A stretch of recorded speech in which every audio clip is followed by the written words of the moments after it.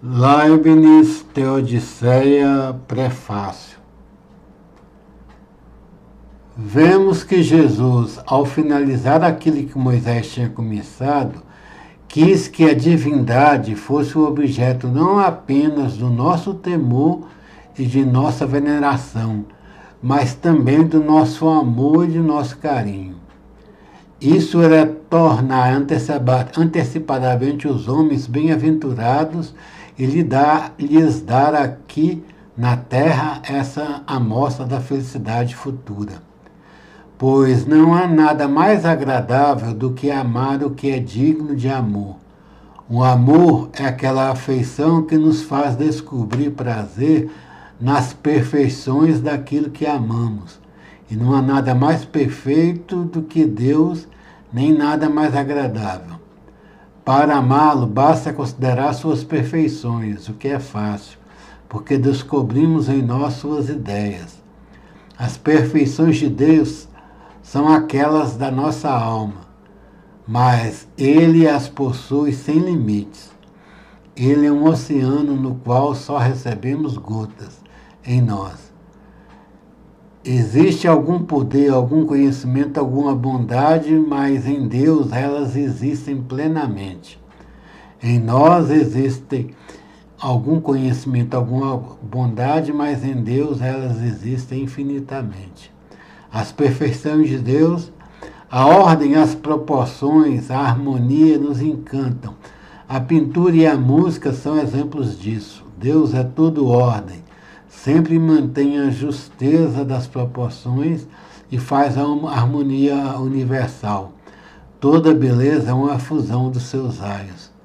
Segue-se, evidentemente, que a verdadeira piedade e mesmo a verdadeira felicidade consiste no amor de Deus, mas em um amor esclarecido, cujo ardor esteja acompanhado de luz. Tal espécie de amor faz surgir este prazer nas boas ações que lhe dá relevo à vontade, à virtude e relacionando tudo a Deus, como ao centro transporta o humano ao divino. Pois ao fazermos nosso dever, ao obedecermos à razão, cumprimos as ordens da suprema razão, dirigimos todas as nossas intenções ao bem comum, que não é diferente da glória de Deus. Descobrimos que não há maior interesse particular dos que desposar o interesse geral e nós mesmos nos satisfazermos ao termos prazer em proporcionar as verdadeiras vantagens dos homens. Quer consigamos, quer não consigamos, ficamos contentes com o que acontece, quando somos obedientes à vontade de Deus e quando sabemos o que Ele quer, que o que Ele quer é o melhor. Mas antes que Ele declare sua vontade por meio do que acontece, tentamos encontrá-la fazendo ao que parece mais conforme as suas ordens. Quando estamos imbuídos desse espírito, não somos desencorajados pelos insucessos, só nos lamentamos por nossas faltas, e a ingratidão dos homens não nos faz relaxar quanto ao exercício da nossa disposição de fazer o bem. Nossa caridade é modesta e plena de moderação. Ela não pretende dominar. Igualmente atenta às nossas falhas e aos talentos de outrem, somos levados a criticar nossas ações e a desculpar e retificar a dos outros. Isso para aperfeiçoarmos a nós mesmos e para não prejudicar ninguém. Não existe piedade de onde não existe caridade. E sem sermos prestativos e dispostos a fazer o bem, não poderíamos mostrar uma devoção sincera. A boa disposição natural, a educação vantajosa, a frequentação de pessoas piedosas e virtuosas podem contribuir muito para colocar as almas nessa bela situação. mas o que mais as aproxima disso são os bons princípios. Eu já disse, é preciso associar a luz ao ardor. É preciso que as perfeições do entendimento façam cumprir as da vontade. A prática da virtude, tanto quanto a do vício, pode ser o resultado de um simples hábito. Podemos pegar gosto por isso, mas quando a virtude é racional, quando ela se relaciona a Deus, que é a suprema razão das coisas, ela está fundada em conhecimento.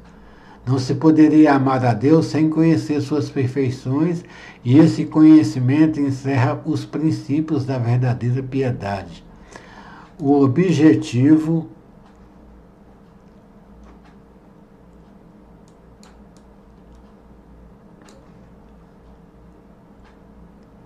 da verdadeira religião deve ser imprimi-las nas almas. Mas não sei como aconteceu que os doutores da religião, com tamanha frequência, tenham se afastado tanto desse objetivo. Quanto à intenção de nosso divino mestre, a devoção foi conduzida de volta às cerimônias e à doutrina, se encheu de fórmulas. Com bastante frequência, essas cerimônias não eram muito adequadas para sustentar o exercício da virtude. E as fórmulas, algumas vezes, não eram muito claras. Como acreditar isso? Cristãos pensam que poderiam ser devotos sem amar ao próximo e piedosos sem amar a Deus. Ou mesmo acreditou-se poder amar a seu próximo sem servi-lo e poder amar a Deus sem conhecê-lo.